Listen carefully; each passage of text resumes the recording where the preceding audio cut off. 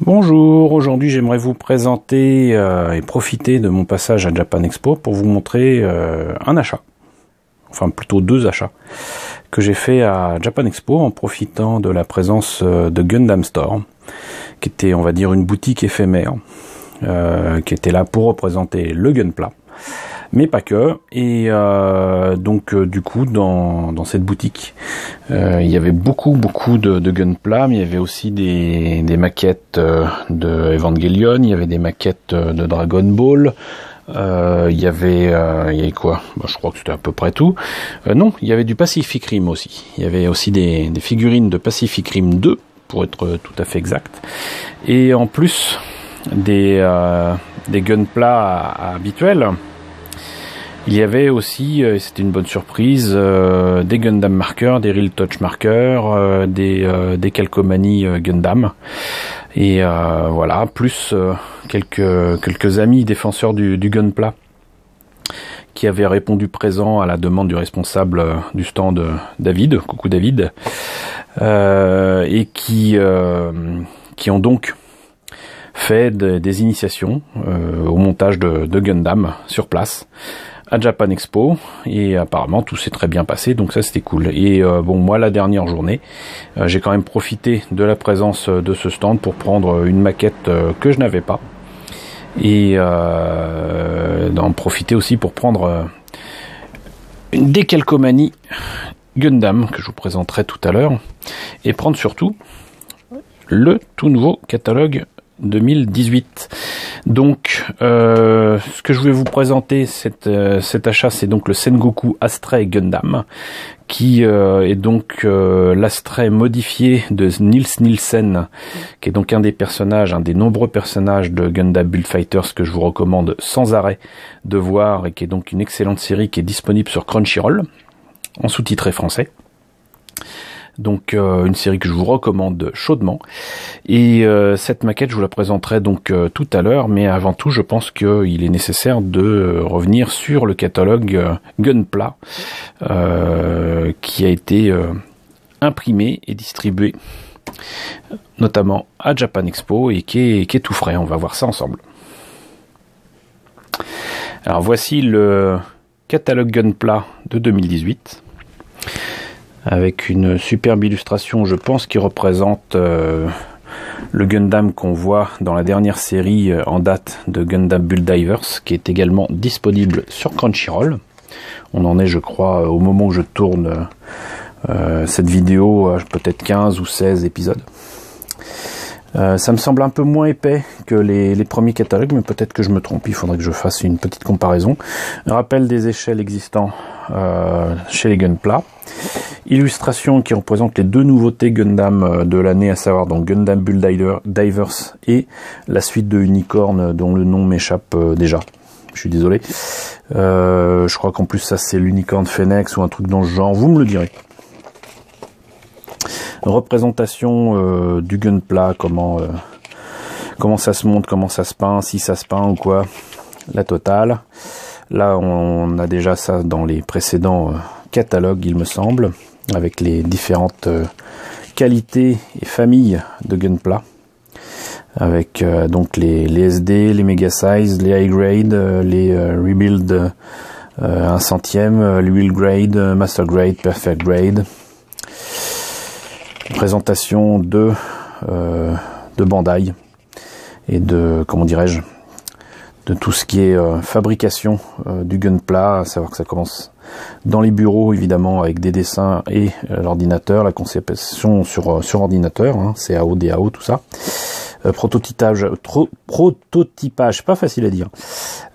Donc des pièces en 3D avec des imprimantes 3D professionnelles, fabrication du moule. Production avec donc visiblement un truc qui fabrique les grappes, qui de loin avec ces couleurs là ressemble étonnamment à un vaisseau de Gundam, et enfin réalisation de la maquette elle-même. L'histoire de Gundam, toutes les séries, tous les titres, la présentation de la nouveauté de l'année, donc Gundam Build Divers, je le répète, qui est disponible sur Crunchyroll, mais également sur la chaîne Gundam Info de YouTube. Dans les deux cas, c'est de l'officiel Et vous pouvez voir ça gratuitement. Donc inutile de télécharger. Présentation, bien évidemment, des gunpla qui vont avec. Voilà. Et il y a déjà quand même pas mal de pièces de disponibles. Avec notamment des trucs que je trouve assez intéressants. Là, il y a une espèce de moto qui me fait penser à la logique de transformation des motos de Mospida. Là, il y a des ailes qui font quand même très, j'ai dit réaliste.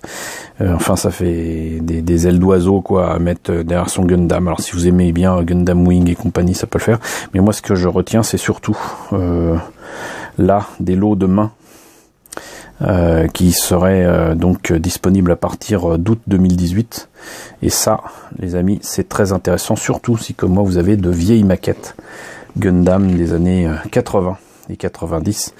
Typiquement, c'était le genre de choses à changer et on pouvait les remplacer à notre époque que par des choses en résine ou en métal, éventuellement les fabriquer nous-mêmes, avoir des mains ouvertes comme ça, de belle qualité avec autant de détails comme c'est maintenant, c'était difficile à avoir et surtout très cher, parfois aussi cher, voire plus cher que la maquette elle-même. Des maquettes Arrow qui seraient bientôt disponibles apparemment, peut-être sur le même modèle que Harale ou Doraemon. Petites gailles qui ont toujours autant de succès. Ah voilà, bah du coup je sais. Donc la suite de Unicorn, c'est Mobile Suit Gundam Narrative.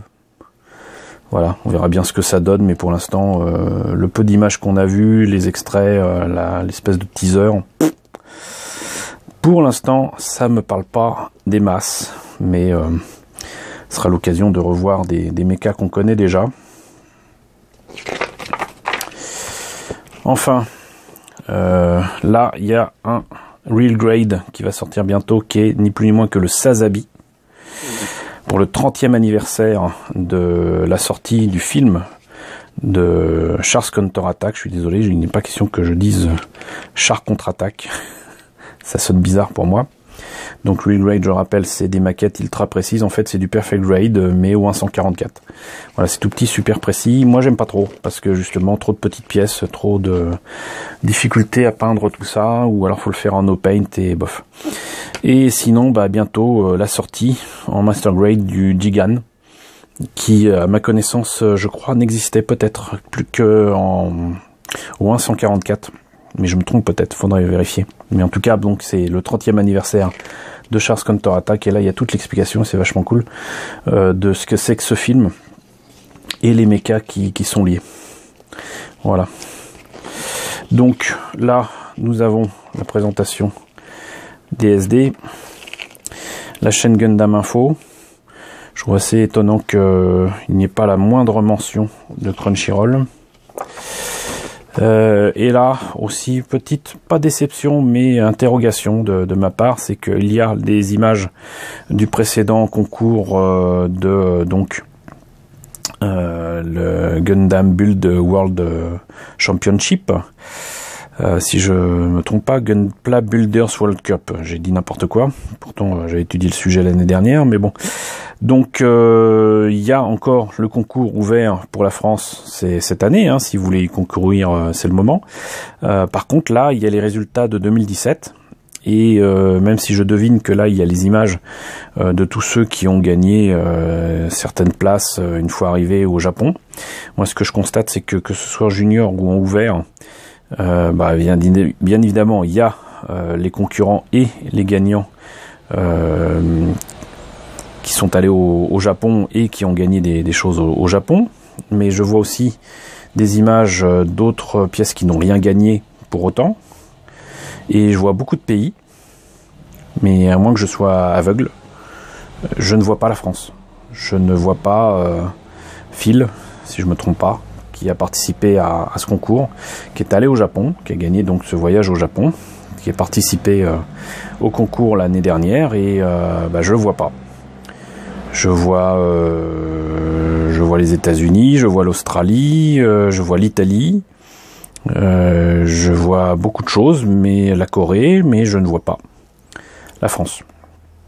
Alors que on est bel et bien indiqué là. Donc je trouve ça un peu dommage pour un catalogue qui est un catalogue français, qu'il n'y ait pas au moins une page, ou au moins une image consacrée à ce gagnant de l'année dernière du concours, qui est allé au Japon, etc. Ça aurait pu être quand même intéressant et peut-être motivant pour nous Français de voir ce gagnant de l'année dernière et s'inspirer de cette victoire pour éventuellement gagner la même chose et la possibilité de participer à ce concours, mais aussi de gagner le voyage au Japon. Voilà, donc sinon, ici aussi, donc Gundam Build Divers, toujours Gundam Info et Crunchyroll. Voilà, c'était pour le catalogue 2018. On va passer à la maquette Sengoku. Donc très rapidement, pour la boîte, très jolie boîte, très jolie illustration. Ce qui me fera toujours bizarre, c'est de constater que Build Fighters commence franchement à dater, parce que pour moi c'est super récent, mais là je vois que sur la boîte, ce modèle en particulier est copyrighté 2013. Voilà, merci Monsieur Focus. Et 2013, ça fait déjà 5 ans. Donc j'ai pas vu les années passées, mais voilà. Donc Sengoku Astray Gundam, comme je disais tout à l'heure, donc il s'agit d'une version customisée à la samouraï d'un Gundam Astray. Voilà ce que c'est supposé donner une fois monté et peint. Comme vous voyez, il est quand même sacrément badass.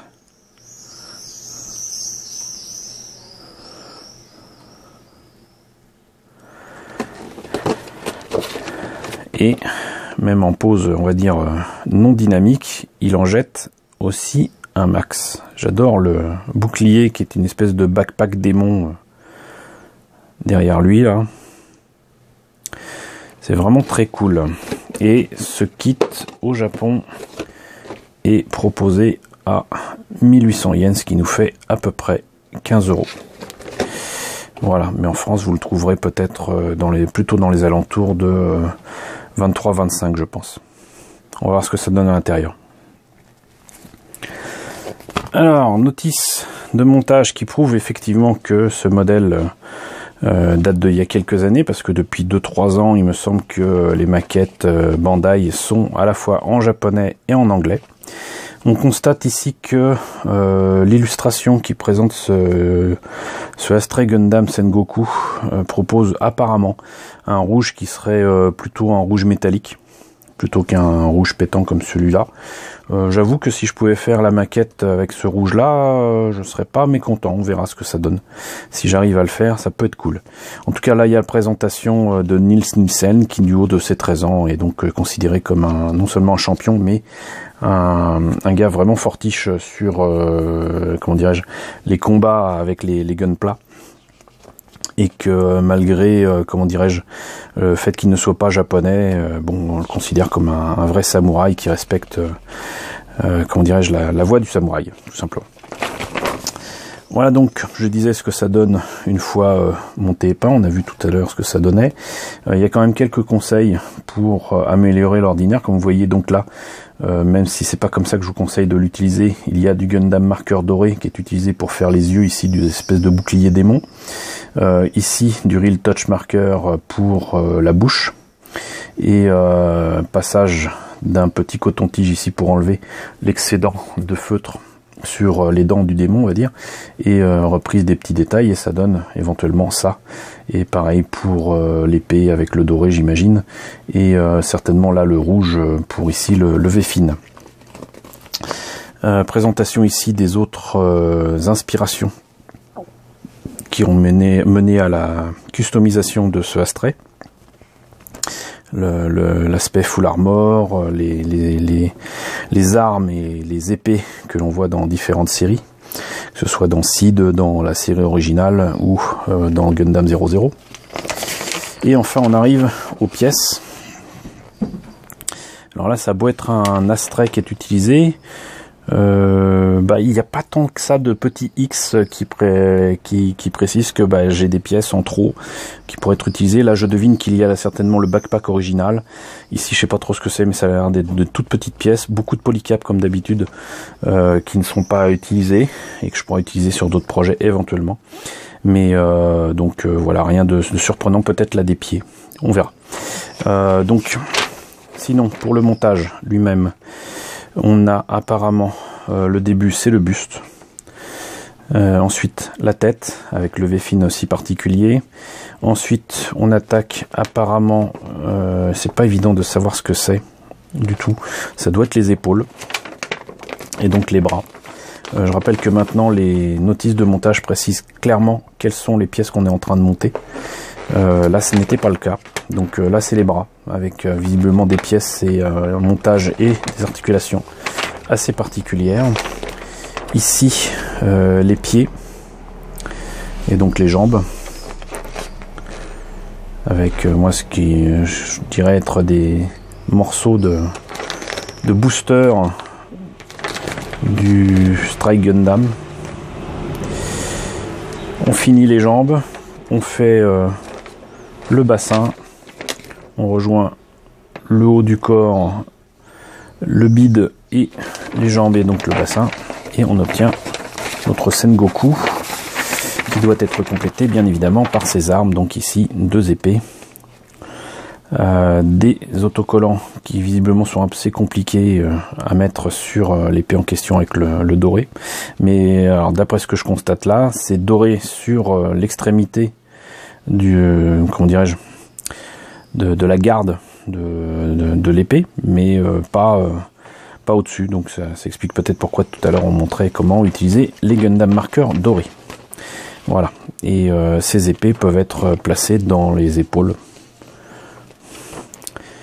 Et enfin, il y a cette espèce de bouclier. Comment faire en sorte de l'enlever du dos et ensuite le placer dans la main de notre Sengoku. Voilà. Et qu'est-ce que ça donne sinon pour les pièces? Moi je vois déjà que l'épée, les épées, c'est fait avec donc ces autocollants de Bandai qui sont presque chromés. Ça peut peut-être donner un beau résultat, on verra bien. Mais en tout cas, c'est pas chromé directement sur les pièces.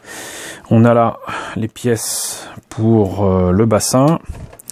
Les polycaps qui sont étonnamment non pas grises pour une fois, mais rouges. Alors que si je fais ça en rouge métallisé, j'aurais du mal à faire en rouge métallisé pour les articulations. Mais déjà ça, c'est pas mal.